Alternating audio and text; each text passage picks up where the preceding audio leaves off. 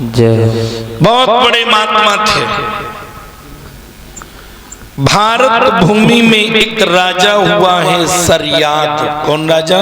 शरियाद।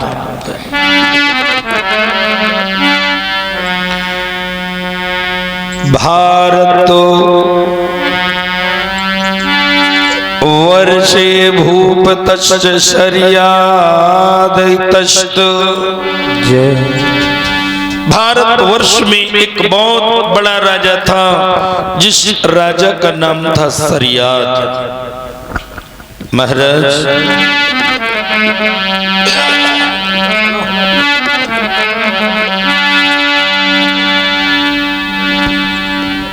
महाराज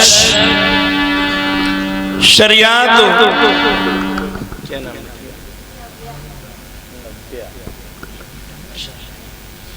और ये छोटी गुड़िया नब्या फल भगवान के दरबार में फल और 101 रुपए प्रदान कर रही। नन्ही मुन्नी गुड़िया प्रसन्न रहे। नब्या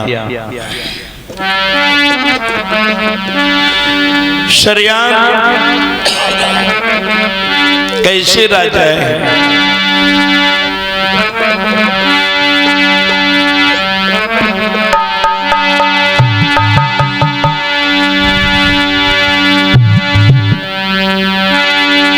नीत बान शरियाद धर्म के साथ चले अनुगामी।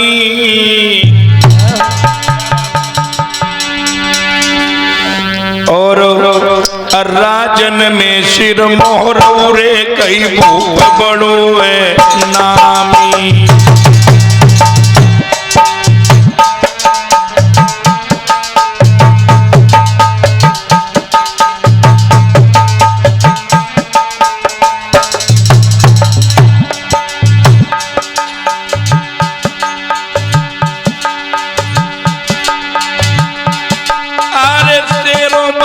सात घाट पे जात पिए जा पानी, पिए जा पानी, पिए जा पानी।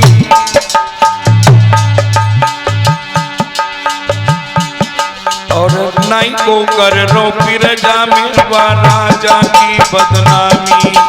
नाई को कर रो फिर जा में राजा की कोई बदनामी।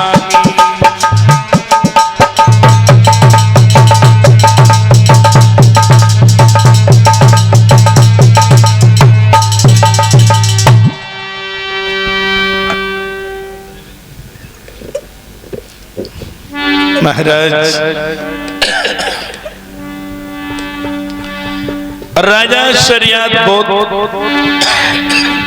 अच्छे राजा हैं। अपनी प्रजा के साथ में पुत्र जैसा व्यवहार करते हैं। महाराज शरियाद के राज्य में कोई भी दुखी नहीं है। और महाराज शरियाद के घर में उनकी एक बेटी है, जिस बेटी का नाम सुकन्या है। महाराज कैसी बेटी है? वो बिटिया भोली भारी है। वो बिटिया भोली भारी है। वो बिटिया भोली भारी है। बेटी जय हो। वो बिटिया भोली भाली है। वो बिटिया भोली भाली है।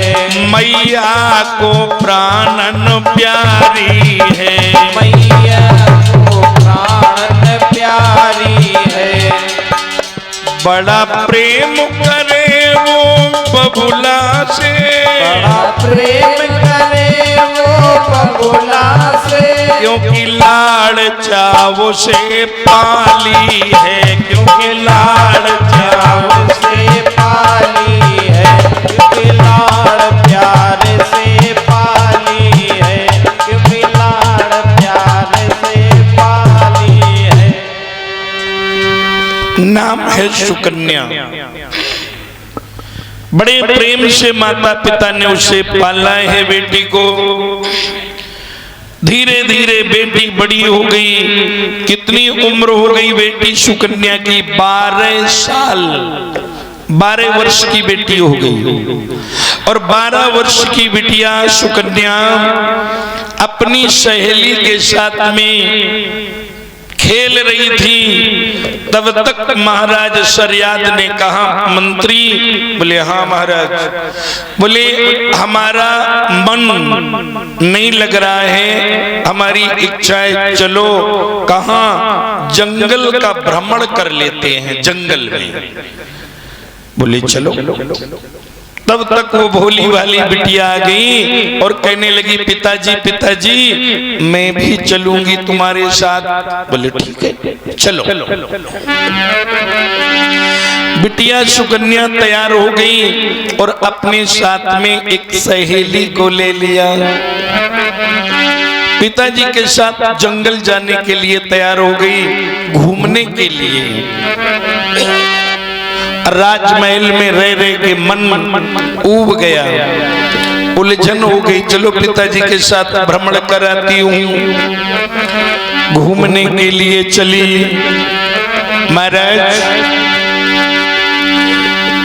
महाराज शरियाद ने 10,000 जवानों को सजाया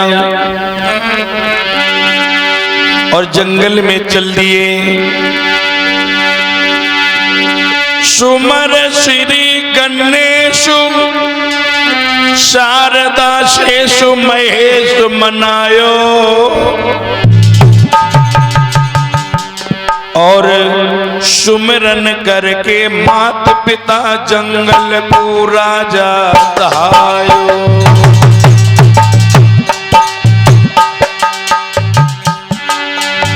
माता पिता का ध्यान करके राजा शरियाद जंगल के लिए चले हैं।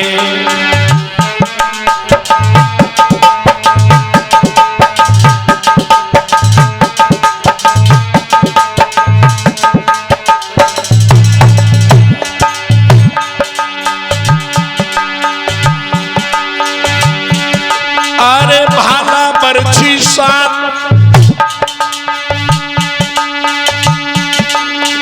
भाला बरछी साथ तेग ले हाथों। बनी में धायो, बनी में धायो। और धन्य धन्य शरियाद रे जंगल को राजा आयो।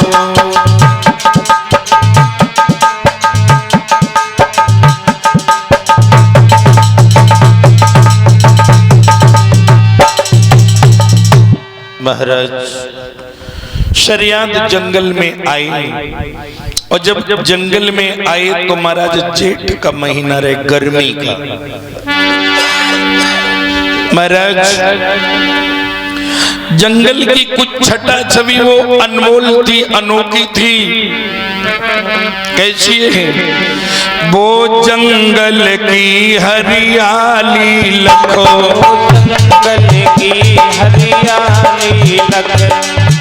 मन मगन भई वो आली है, मन मगन भई वो आली है। प्यू प्यू पपिया की धुन सुनकर, प्यू प्यू पपिया की धुन सुनकर। को कोयल की बोली है, को कोयल की बोली है, को कोयल की बोली है। और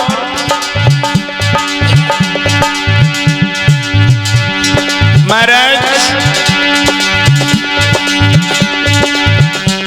मस्तानी बोली बोल बोलो, मस्तानी बोली बोल बोल। वो मोल मोल लेने वाले, वो मोल मोल लेने वाले। बोलते परिंदे तरे तरे, बोलते परिंदे तरे तरे।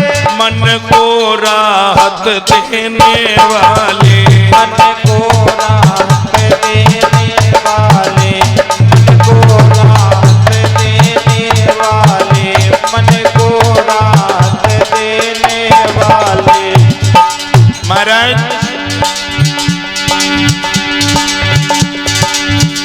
इधर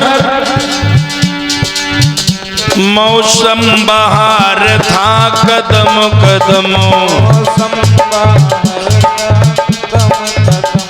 राजा बढ़ चले अंगारी है, राजा बढ़ चले अंगारी है। वहाँ चवन ऋषि की बगिया है, वहाँ चमन ऋषि की बगिया है। और जेठ की आज दोपहरी है, या जेठ की आज दोपहरी है, या जेठ की आज दोपहरी है। महाराज जंगल की हरियाली लक्ष्मण मगन भई वो आली है।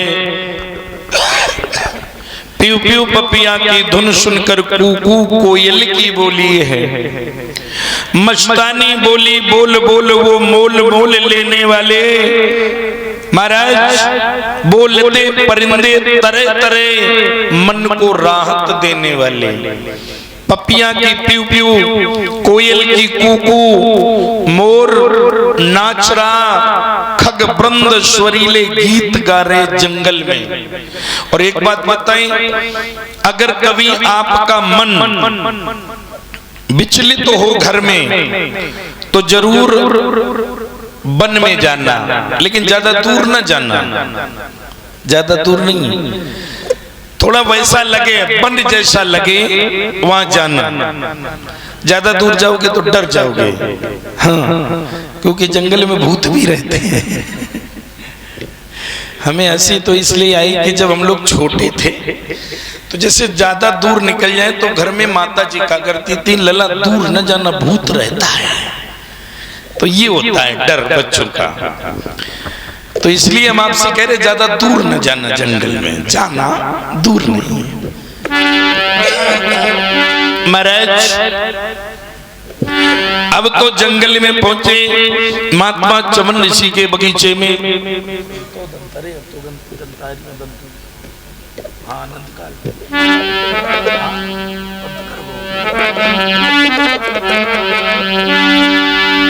महाराज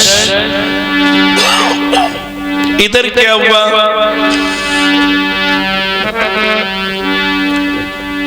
महाराज जब चवन ऋषि की बगिया में पहुंचे बोले, मंत्री सारी फौज से ये कह दो कि आज हम इसी बगीचे में दोपहर में रुकेंगे और शाम के समय हम यहाँ से घर की ओर चलेंगे। बोले ठीक है। सारे सिपाही वहीं पर अपना घोड़े से नीचे उतर करके और बढ़िया बगीचा की छाई में बिस्तर लगाया, आराम से दोपहर का आनंद उठाने लगे। 12 साल की बिटिया सुकन्या भी थी और सुकन्या की सहेली भी थी। अब 12 साल की बच्ची, इन्हें दोपहर में नींद कैसे आए? चाहे कितनों कोई कहे सोए जाओ, लेकिन नींद नहीं आती है, क्योंकि बाल्या अवस्था ऐसी होती है। महाराज जो महाराज सरियाद सो गए तो बिटिया ने कहा चलो पिताजी सो गए। अब अपनी सहेली से कहा चलो बहन जी पिताजी सो गए, तब तक हम और तुम बगीचे का भ्रमण कराएं, देखें बगिया में महात्मा जी कहाँ हैं, बाबा जी तपस्या कहाँ करते हैं, चलो देख आए। तो बोली चलो। वो नन्ही मुन्नी बेटी अपनी सहेली के साथ बगिया का भ्रमण करने लगी। भ्रमण करते करते करते करते वहीं पहुंच गई जहां महात्मा जी समाधि लगाए बैठे हुए थे। लेकिन समाधि ऐसी वैसी थोड़ी थी, महात्मा चवन ऋषि को समाधि लगाए लगाए 10,000 वर्ष बीत गए थे। उनका शरीर दिखाई नहीं दे रहा था, उनके बदन पर दीमक नामक मिट्टी ने अपना घर बना लिया, केवल आंखें दिखाई दे रही थी, दोनों नेत्र बस।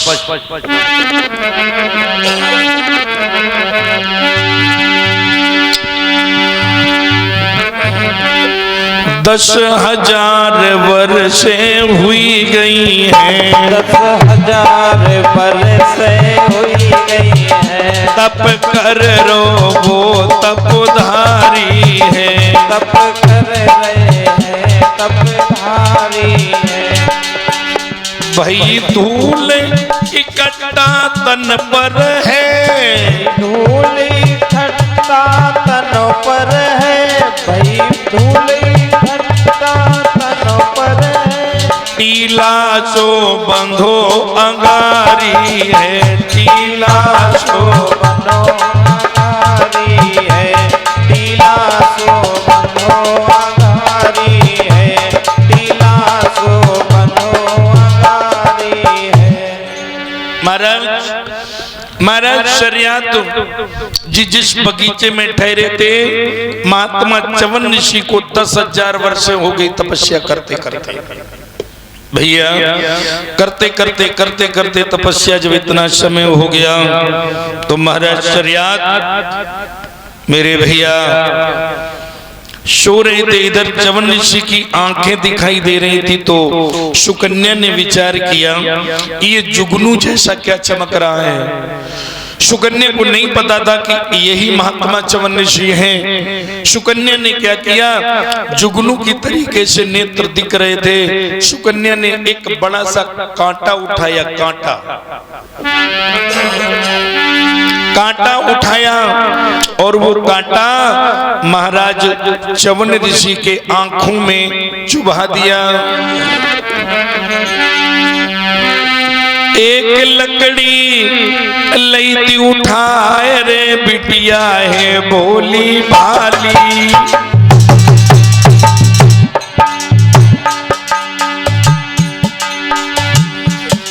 और च्यवन ऋषि की अखियन में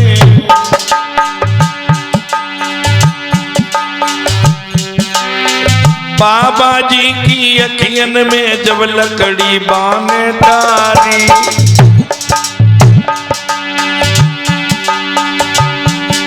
महाराज खून को एकदम बड़ी गो जोर।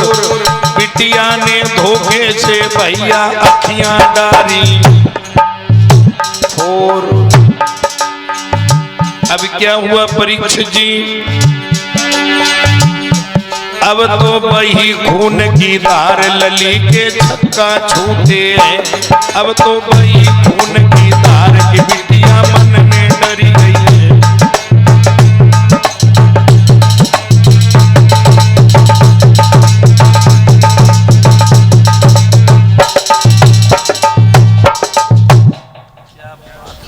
मास्टर तुम्हारी माँ को धन्यवाद। महाराज मौसी को भी बोलिए भक्त वत्सल भगवान की जय हो। धोखे से बेटी के हाथ से महात्मा जी की आंखें फूट गईं और अब खून के फव्वारे निकले। बिटिया डरी गई, डर गई। सुकन्या भाज करके गई, पिताजी के सीने से लग के सो गई। लेकिन महात्मा का अपमान करना कोई तितली के पंख तोड़ना नहीं है। माताओं बहनों भाइयों,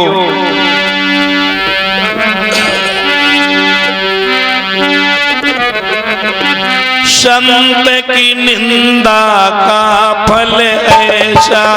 संत की निंदा का फल ऐसा। जले नगर अनाथ करते सा। जले नगर अनाथ करते सा।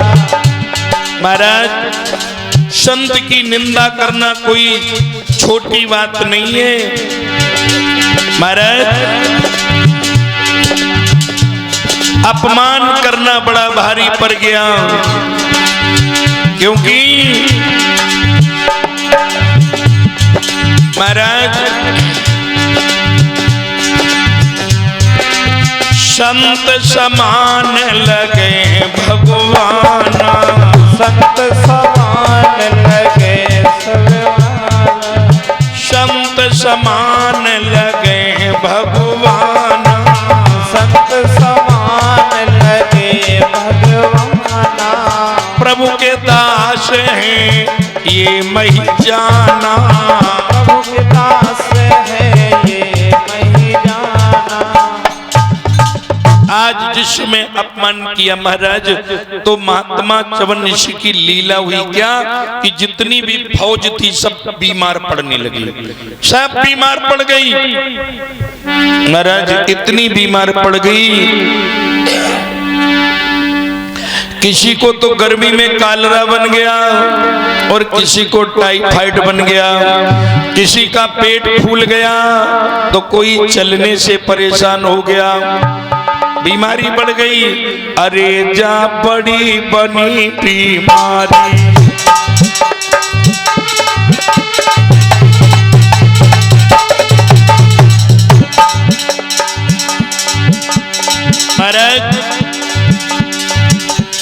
अरे जा बड़ी बनी बीमारी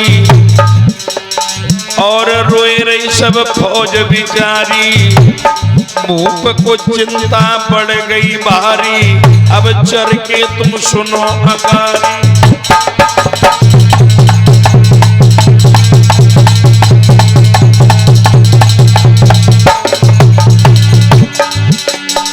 सारी फौज बीमार पड़ गई। अरे पेट सुबन गई थी जवानन के, बढ़िए पेट रहे थे शर्मा, तब सरियाद के छक्का छूटे लीली जात पेट नहीं मिला।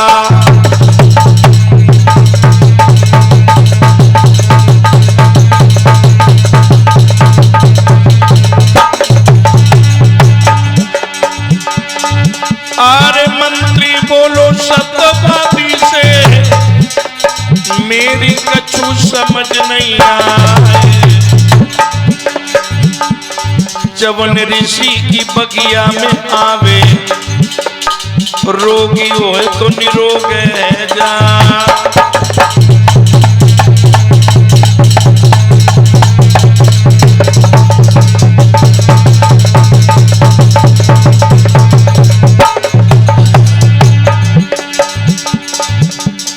सब कहने लगे कि महात्मा जी का कुछ में छुपा हुआ हाथ लग रहा है। अब तो होनहार बलवान समय की गति निराली है।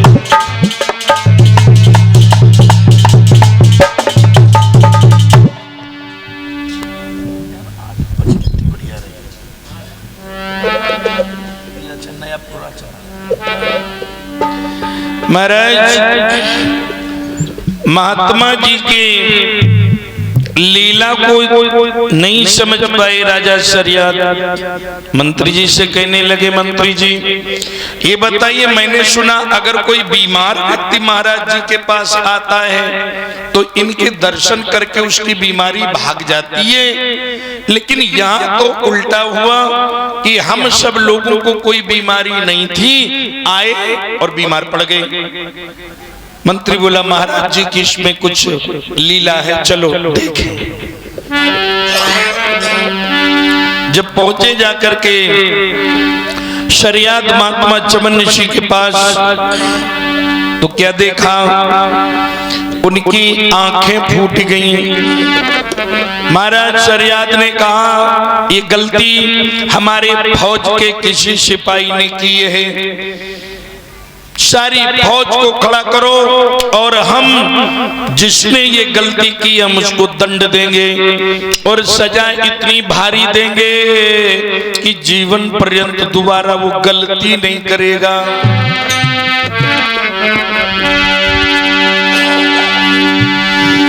सारी फौज खड़ी हो गई। राजा ने कहा, सब खड़े हो जाओ। सब खड़े हो गए। ये बताइए, महात्मा जी की आंखें किसने फोड़ी है? कोई नहीं बोला।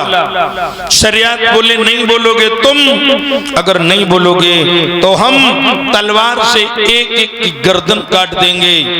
महात्मा जी का अपमान बर्दाश्त नहीं करेंगे हम। अब अगर आंखें उनकी फौज ने फोड़ी हो, सिपाहियों ने, तो वो बताई ये गलती तो उनकी बेटी ने की है। शरियात ने तलवार उठाई और एक सिपाही की गर्दन काटने के लिए जैसे तलवार चलाना चाहा, सुकन्या ने कहा गलती मैंने करी, सजा इनको मिले। नहीं, सुकन्या आगे, पिताजी पिताजी ठहर जाओ। क्या है बेटी? सुकन्या बोली सुनो पिताजी, पिताजी रो कर के बिटिया बोली है, रो कर के बिटिया बोली है, हमने ये पातक जोड़े हैं, हमने ये पातक जोड़े हैं, अब धोखे से मैंने बबुला, अब धोखे से मैंने बबुला, बाबा के नैना फोड़े हैं, बाबा के नैना फोड़े हैं, बाबा के नैना फोड़े हैं। और सुनो, मुझे पता नहीं था कि महात्मा जी हैं, मुझे तो मिट्टी का टीला दिखाई दे रहा था। मैंने विचार किया इसके अंदर जुगनू है, बस गलती हो गई। अनजाने ये हमसे भूल भई, अनजाने ये हमसे भूल भई, अब मन आवे सो करो पिता, अब